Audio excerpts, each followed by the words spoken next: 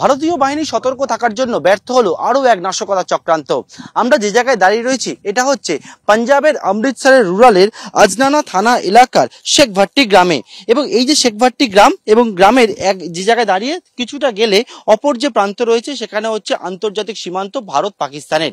এবং সেই গ্রাম থেকে শনিবার দিন এখানে বিএসএফ এবং পুলিশ তারা আসে এবং এই যে জায়গা রয়েছে যেটা সম্পূর্ণ ফাঁকা জমি রয়েছে, চাষের জমি, এখান থেকে একটা বড় প্যাকেট উদ্ধার করে এবং সেই প্যাকেট খুলতে সেখান থেকে উদ্ধার হয় আরডিএক্স, সেখান থেকে উদ্ধার হয় ডিটোনেটর, সেখান থেকে উদ্ধার হয় অস্ত্রশস্ত্র, গুলি, সেটা উদ্ধার হয়েছে। এরকম ভাবে ভারতের ওপর আঘাত আনতে যখন পাকিস্তান ব্যর্থ হচ্ছিল তখন স্লিপার সেল এখানে অ্যাক্টিভ হয়ে থাকতে পারে। সেই স্লিপার সেল এগুলো নিয়ে কোন নাশকতা চালাতে পারে বলে গোয়েন্দারা মনে করছেন এবং এইটাও কিন্তু ব্যর্থ করলেন তারা। এখান থেকে বিপুল পরিমাণে এরকম আরডিএক্স, হাই এক্সপ্লোসিভ, ডিটোনেটর সেগুলো উদ্ধার হলো।